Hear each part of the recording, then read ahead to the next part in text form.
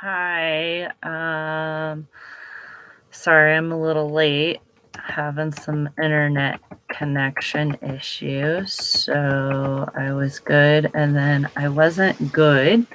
So I'll wait for some. While I do that.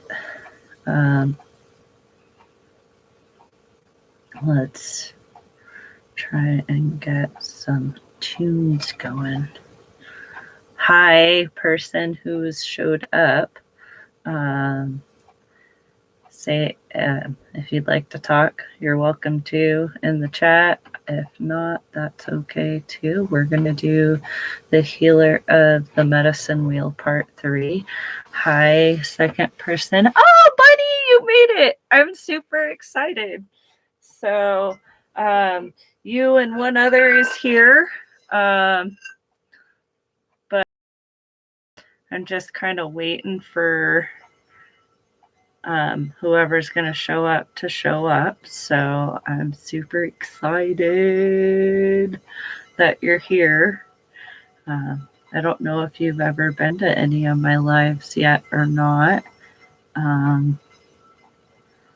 So Bull wants me to hold it up. So, and it's funny because today I was with a friend who knows these aspects of the medicine wheel and wanted to tell her today, but probably tomorrow, that you need to go over the healer of the medicine wheel and fix what's wrong.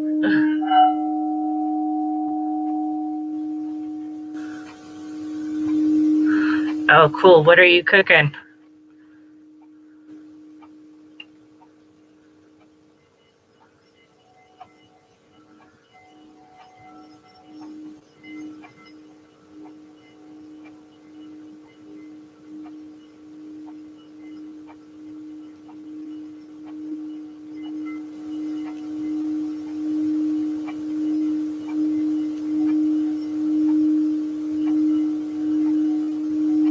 Fish for the kids.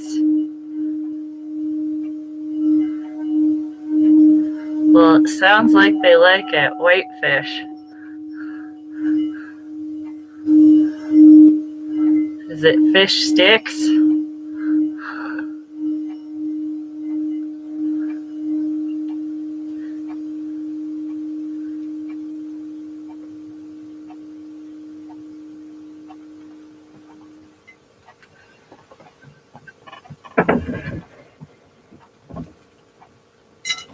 I usually only eat fish tacos. Yeah. No, I like my ahi tuna fish tacos from Freshies. If you're ever in Lake Tahoe, go to Freshies. They've got freaking super bomb food there. Like they're known for their fish tacos. So, and they make an amazing Jamaica chicken jerk.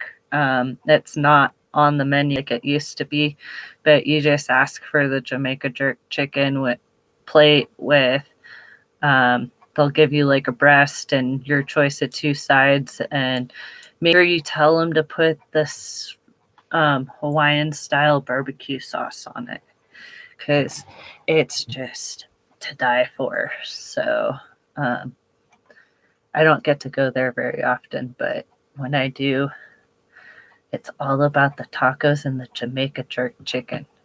Really hot and spicy, but like super yummy at the same time. Anyhow, I guess I'll get into it. We got three people watching. I got my bunny sister in the chat. So let's get started. Hopefully Marty and Morgan will have an opportunity to show up, maybe Fairy, since they've been following me with this from the beginning with the Warrior of the Medicine Wheel.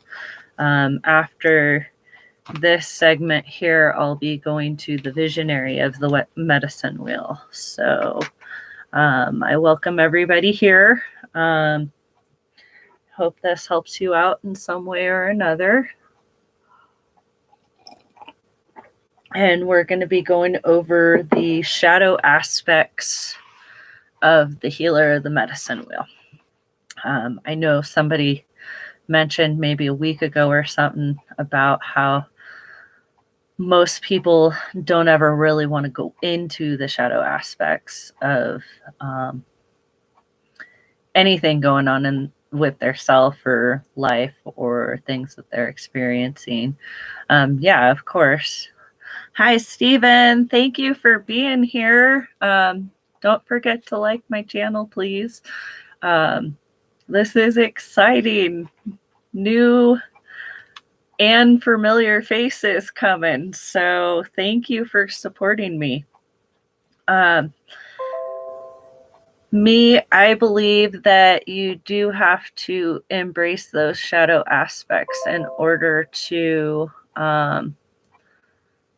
be able to move forward to create a higher vibration within yourself. And I know all of us at some point in our life, or maybe some of us know, have experienced a lot of these shadow aspects. But the first step into healing that shadow aspect is the fact of acknowledging that it's there.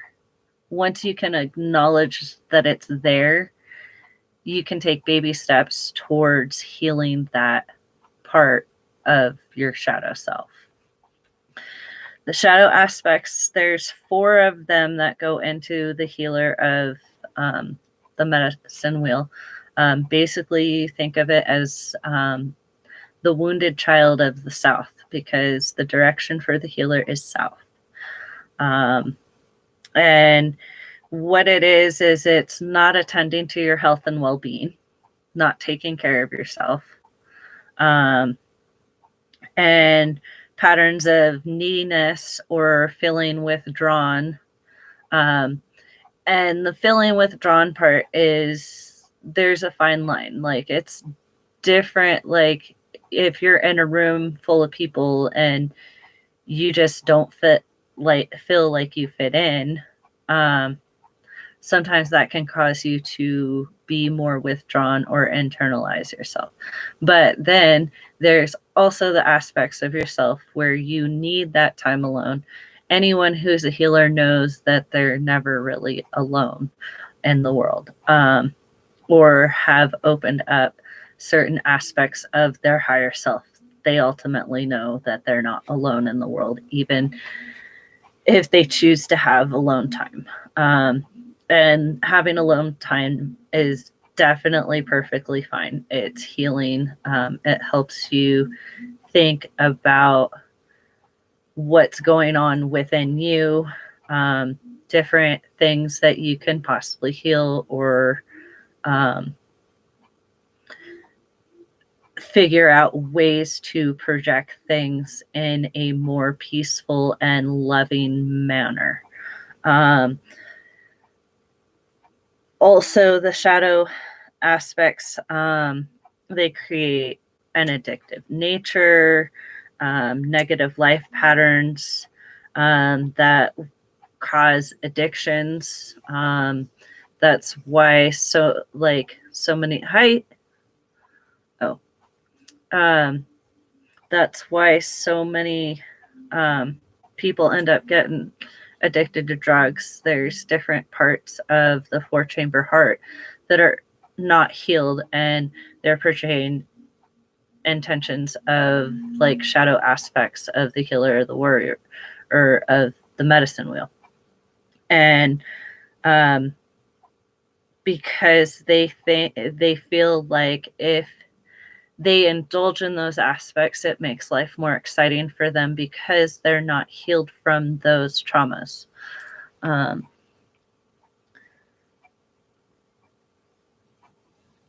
Yes, absolutely, Stephen.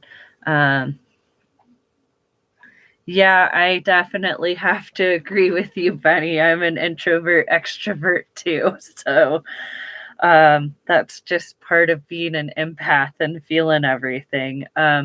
Also, if you don't claim your health or reinforce your well being, negative patterns and will result in disease and discomfort.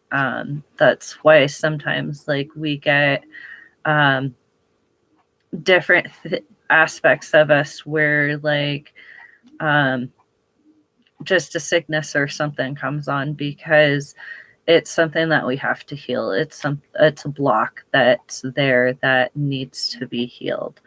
Um, there's 4 universal addictions um, that you can find in most all cultures and throughout humankind and the world. The first one is the addiction to intensity. Um, intensity is how it relates is people get bored. They're people get bored easily is more what I should say. So they often dramatize, exaggerate, and sensationalize experiences so then that way they can feel alive. Um, a lot of them will move to drugs because that's just not good enough for them because they haven't healed that shadow aspect. Um, or other addictions like alcohol, sex, or gambling. Um, certain substances are okay in moderation, but you can't like depend on them. That depending on something is kind of an addiction, and because it's an escape. So that's just a form of self medication because they haven't been able to heal certain things in their lives. So therefore, they look to other things to self medicate.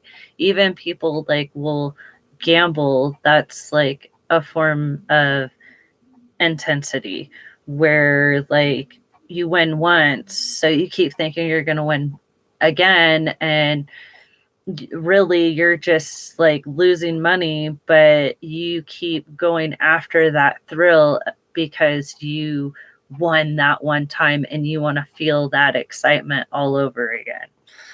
um, Therefore, um, making the resource of love waiting to be claimed. So, really, ultimately, what it is making the resource of love waiting to be claimed is them not internalizing their love, not healing the 4-chambered heart. The second one is the addiction to perfection. Um, you're addicted to coffee. Me too. I can't wake up without it. Sorry. But like I still do it in moderation. I don't like sit there and drink like 10 cups a day kind of thing. So like it just helps me get that little boost. Um,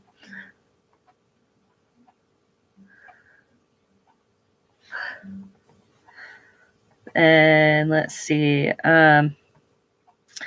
There's a difference between perfection and excellence. Perfection would be the shadow aspect.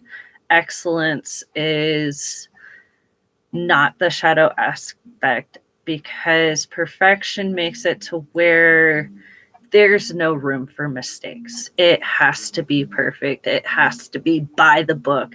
You can't differ from that line of perfection anyhow, any way, any shape, any form, which will make you nuts. Sorry, but it'll make you crazy. It's like somebody who suffers from OCD or being OCD because it has to be a certain way perfect. Like you have a jigsaw puzzle and you're putting it together and then somebody puts the wrong piece in that one spot and like it's going to make you crazy until it's fixed. That's perfection. uh, just did a reading for Tan, and it said almost the same thing about perfection. Oh my gosh, wow. That's awesome. Excellence. The difference between the perfection and the excellence. Excellence is it leaves room for error. It's learning from your mistakes and becoming better from those mistakes. It's just excellence is achieving by learning from your mistakes. And when one's addicted to perfection, they have no patience for mistakes or vulnerabilities of any kind. Sorry, I probably said that wrong. Vulnerabilities. They believe being vulnerable is weakness and not a strength. Well, most indigenous tribes or native tribes of the world believe that your vulnerability is strength. So that, like, having those aspects in your life, having that vulnerability, tongue twisting on that, makes it to where you have room for improvement. And then because it's a part or the vulnerability is a part of the soul, and it's part of the human experience. It's almost like when you're addicted to perfection, it's like you end up walking around the world like a zombie because you are so focused on everything being the way you see it, how it should be. You have no optimism for having new ideas. And when basically when this is like super embedded in somebody, until they can recognize it and overcome that, it makes it to where they can't claim their power and the excellence in having leadership skills. They can't be the warrior at the medicine wheel. They can't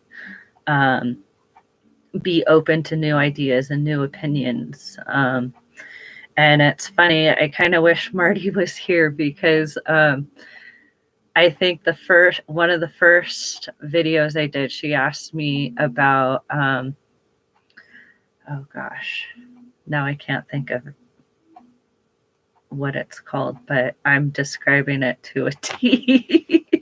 A narcissist, that's it. She, because basically a lot of all these aspects are the shadow aspects are very narcissistic.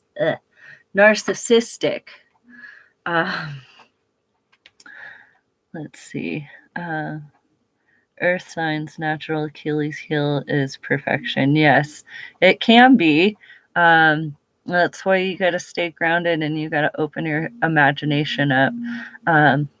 Your head hurts again. I'm sorry. Third eye pressure. Yeah, lots of downloads this week. That's why I've had to be pretty quiet most of the week, is because I've been just getting download after download after download.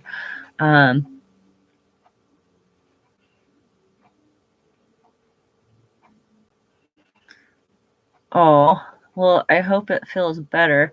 I'm not quite done. I was just checking on the chat. Cocoa helps with the head pressure. Good to know. Thank you, Stephen. And then basically, the third addiction is the addiction to need to know. There's a fine line with that one too. This is shared with most all human beings. To inform oneself to know things is an addiction. One is driven and compulsive. because they believe that they have to know everything and understand it all. No, we don't have to know everything. We don't have to understand it all. Oh my gosh. Yay, Marty. I totally called you in. Woo! Thank you for coming here. You're definitely going to want to watch the replay on this one and the first parts, because I remember when we were doing the warrior, you were asking me about the narcissist, and this, what I'm going over today, really explains the shadow aspect of the healer, which is very narcissistic, and it will give you ideas on how a narcissist, what's going on through their mind, but it will give you the idea on how to heal those aspects too, and maybe help that narcissist. I know you're not that way, but we all have had them in our lives. To go on about the need to know, this addiction is driven and compulsive because they believe they have to know everything and understand it all. They are the ones that have to control everything and feel like they can't trust anyone, that they're the only one that they can completely trust, in which they become dogmatic, righteous, critical, and arrogant. That's the narcissist. And because of this shadow aspect, it makes it to where they can't claim their wisdom. Wisdom is knowing things, but somebody who holds wisdom isn't the type of person who believes that they have to know it all, believes that like they have to understand it all, because someone who has wisdom knows that learning something new opens them up to more. And claiming the wisdom, it's being objective, having clarity, and discernment. So the fourth addiction of, or shadow aspect of the healer, the medicine wheel, is what is not working, is the addiction of being fixed on what is not working in your life. Love in the chat. I love it. It's being focused on all the negative aspects of your life. What challenges are going on in your life? What's not working? What you don't have? And just like everything that you dislike about your life, instead of looking at it as a whole.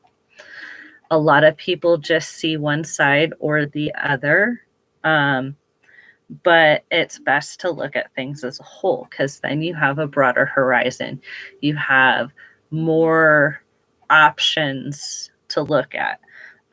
That's why a lot of Zen or Buddhists or even monks and that, or spiritual people in general in this new age kind of thing, they say even if you start saying like one positive thing that's happened in your life and start out with that one thing and then add to it the next day and the next day, or just use that one thing for a few days and then add to it eventually, that's going to help change that. Because what they do is the person who's thinking in that what's not working aspect, they're magnifying their problems, and they don't ever look at the positive. They also blow things out of proportion, therefore not recognizing their intuition, insight, perception, and vision.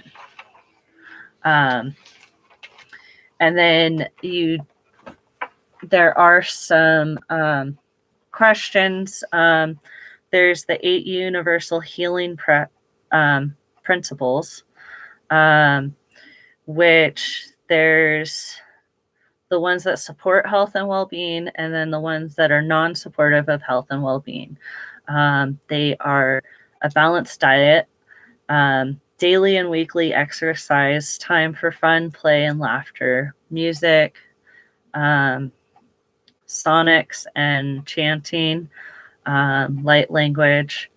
5 is touch, love, support, and a support system. 6 is engage in interest, hobbies, creative purpose. Use your imagination. Okay. And then 7's nature, beauty, healing environments. 8 would be presence of faith, belief, and the supernatural.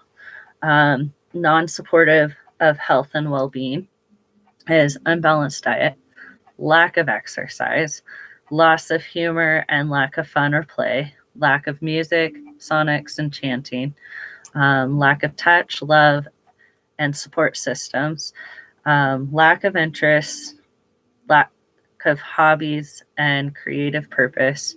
7's lack of nature, beauty, and healing environments. I'm kind of guilty of that myself right now, but I do go outside every day and like look at the moon and do stuff like that. I just feel like I haven't been out there enough. And then there's the lack of faith and belief in the supernatural. And then processes and reminders, important practices to help develop the inner healer is the lion meditation. Basically, so you don't fall asleep, you basically lay down on the floor or wherever, but you want to make sure that you put your right hand over your chest and then you lift I'm not lying down, but you lift your left hand, I don't know, a few inches off of the ground. If you do that while you're focusing on that meditation and have a journal to journal the work afterwards, if your hand falls, it will wake you up automatically.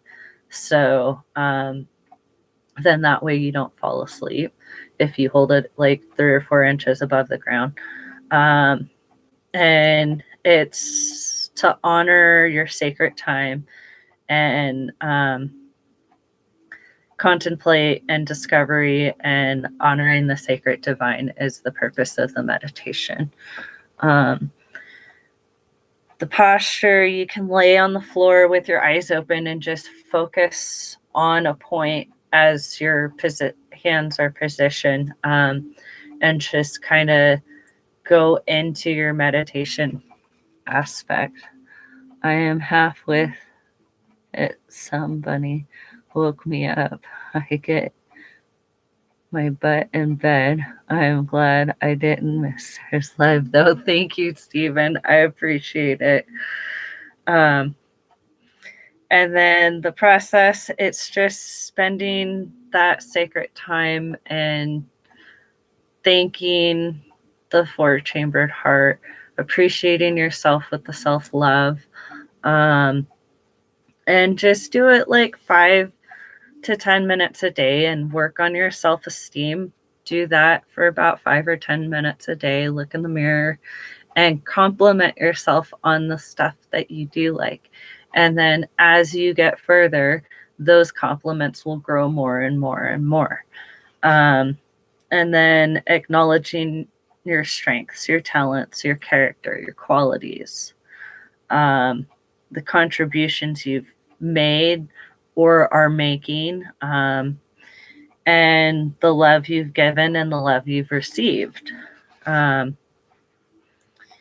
then identifying your wounds. That's another area of healing that is, yes, okay, yeah, you've been hurt, recognizing it, just by recognizing it is a big healing moment within itself.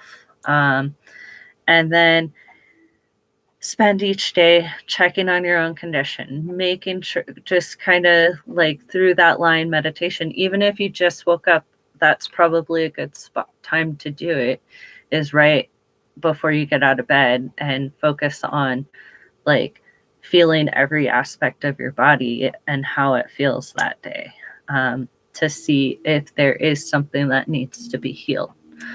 Then I wanted to read the Medicine Man's Prayer.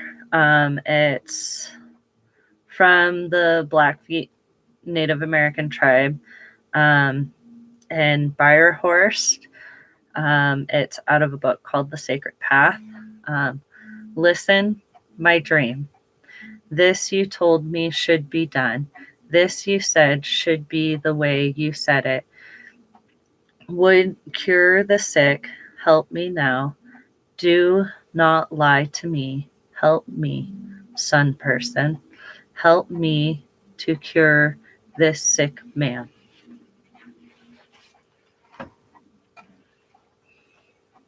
Yeah, those aspects come out of me. I know I totally look like a white girl, but I'm like a little bit of Creek Indian. So my great-great-grandfather was the chief of the tribe during the Louisiana Purchase. And then the summary of the healer archetype is having developed your inner healer with the condition of well-being, being aware of your four-chambered heart, and the acknowledgement of love of yourself and others. The four-chambered heart is a full open heart, a full heart, the open heart, the clear heart, the strong heart. The four-chamber heart allows us to experience the 6 universal kinds of love: love between mates and lovers, love between parent and child, love between friends and colleagues, love between professionals, alliances, teachers, students, therapist, client, etc., love of self, and unconditional or spiritual love. The 4 human addictions and resources waiting to be claimed are addiction to intensity. Resource to be claimed is love. Addiction to perfection. The resource is power and excellence to be claimed. The addiction to the need to know. The resource is wisdom that needs to be claimed. The addiction to what is not working rather than what is working. And the resource to be claimed is vision. The 4 universal categories for human acknowledgement is skill, character, appearance, impact that we have made upon others, the arms of love, acknowledgement, gratitude, validation, acceptance, and recognition. And then we do our cradling work, which is those aspects of acknowledging yourself, giving yourself gratitude for the things that you love about yourself, the things you believe you do well. You're welcome. The acknowledgement of your strengths, acknowledgement of qualities that you like about yourself, acknowledge the contributions you are making, that you have made, acknowledge the love you have given and received, and the love you are giving and receiving. And then there's some questions that you can go over and hash in your head. There's 10 of them, so I'll try to make them brief. Okay.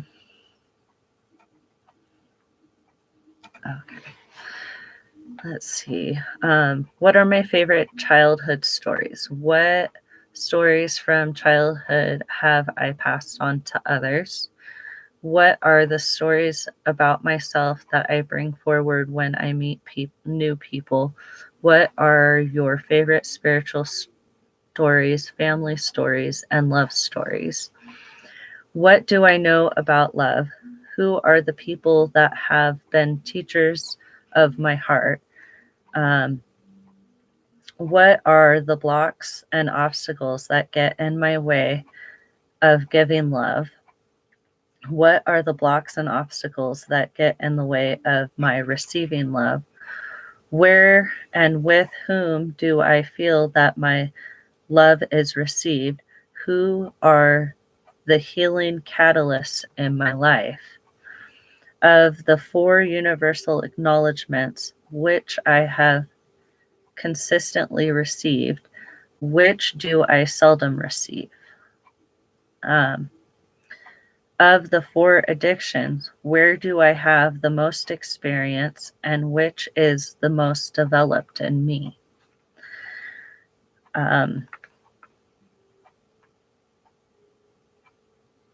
Which of those concepts or views are not fully engaged or held in my own concept of healing? How can I incorporate these views in my daily life? Of the 8 universals that sustain health and well-being, which one is currently overexpressed and which ones are underdeveloped within my nature? What is the condition of my four-chambered heart? Where am I full-hearted? Where am I clear-hearted? Where am I open-hearted? Where am I strong-hearted? And those are the questions that you can ask yourself on a daily basis or a weekly basis. So then that way you can recognize those areas that you do need to heal. And again, the book is The Four-Way Fold, and it's by Angie's Aron.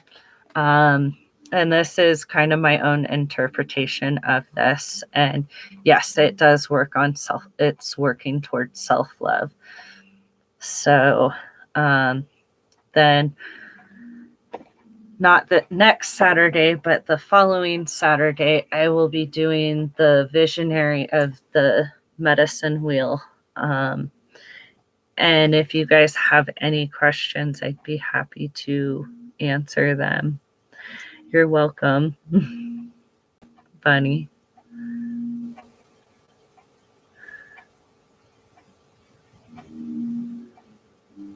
Thank you.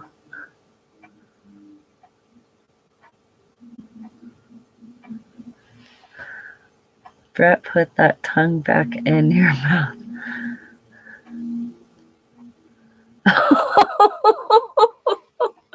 He's just being silly, Bunny.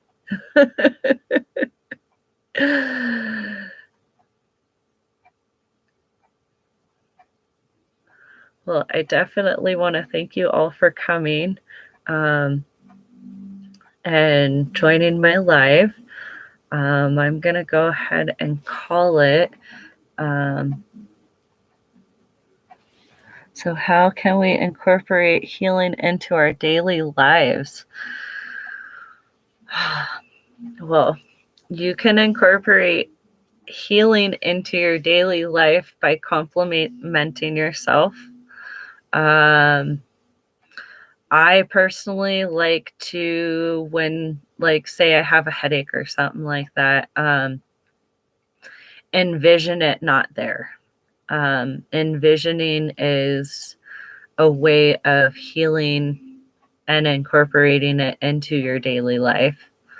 And like seeing yourself heal, seeing that aspect not happening. Sorry, I gotta get a drink. My tea. See, if Glitchy was here, I'd shove it in his face. Pisces. No. Sorry, I had to do it. My lights just flickered. Yeah, I do that sometimes when my vibration goes up. But I do have like some candles flickering over to the side here, so kind of just above my head. It's just something that happens, but I really try to envision that aspect is not, or whatever is hurting is being healed. I kind of imagine like a white light surrounding it, or a white golden light surrounding it, and healing it and making it shiny and new. Um, yeah, he hates the Pisces thing. Well, that's why me and Angel Fish are red fish, blue fish, and I told him, nope, I'm a purple fish. So I'm not fighting over red fish, blue fish. Don't do it. um, but yeah, that's like the best thing. Like sometimes it takes a lot longer to what sign are you, Marty? Are you a Pisces too? I love you too, Marty. She love you too, Bunny. Oh, a Cancer. I've been surrounded by cancers my whole life. My youngest son is a Cancer. My aunt is a Cancer. My uncle is a Cancer. My stepson is a Cancer. I'm like the only fish in the family. It's funny. So, but it's funny because I've been surrounded by mostly Cancers, and Leos, and Virgos in most of my life. Like those are the majority of the people in my life are Cancers, Leos, and Virgos. Your oldest son is a Pisces. Is that Dalton, the one who made the pictures or the paintings of the heart? Because I still have mine. I love it. I have it sitting right here next to me. It's beautiful. But I've only had a few Libras, but I've either connected with them or I don't connect with them. It just, my past life, you were a Pisces, which is the wolf totem. Yes, it is. Oh, Dalton's a Libra. Okay, that's cool. My oldest is a Libra. It's interesting having a teenager that's a Libra. So it's, we either get along or we don't get along. It's like hot and cold sometimes. So I've just learned to like walk away and like go somewhere else. So okay, gonna feed my babies. Love you, Bunny. Have a good night. Yes, he's in and out. Well, I appreciate you coming, Brother Bear. And if anyone has any other questions, I'd be happy to answer them.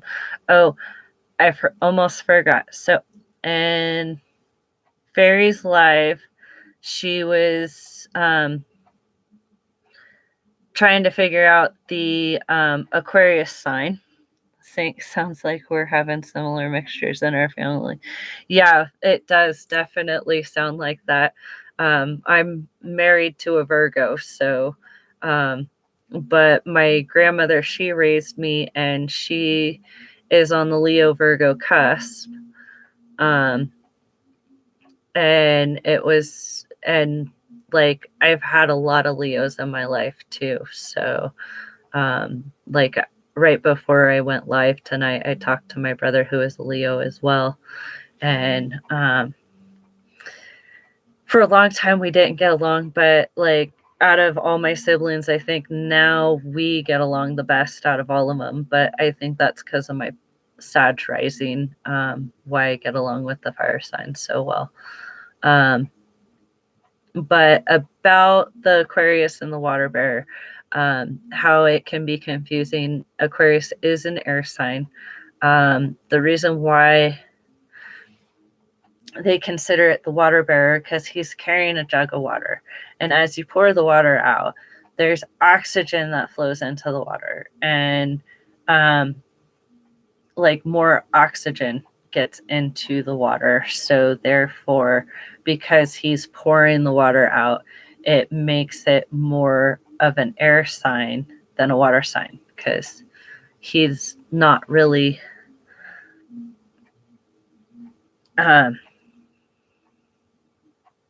in the water, so he needs water to survive. Plus, the water evaporates and goes through the water cycle. So I think that's also part of the aspect of the Aquarius of being the water bearer because it goes through a constant circular cycle of change. That's why they can be so intuitive and close because it's almost like their sign is on this side of the veil and the other side of the veil at the same time because it goes round and round. Virgo represents the Virgin, and it's more along the lines of innocence and feminine, a lot of feminine energy, but the aspects of Virgo are very structured as well. And you are a Libra rising. Are you a Virgo sun, Stephen? Cancer sun. Marty is Cancer sun, Leo moon, and Scorpio rising. Ooh, that's where our thing is. Like, I'm Pisces. Much love, sir. I'm Pisces with a Sag rising and a Scorpio moon. So, gosh, you're like loving and intense at the same time, but don't make you mad, Marty. That's some fiery steam right there with the Leo and the Scorpio rising. So I bet you're like a total truth seeker. But I got the same thing going on. And there goes my lights again flickering. But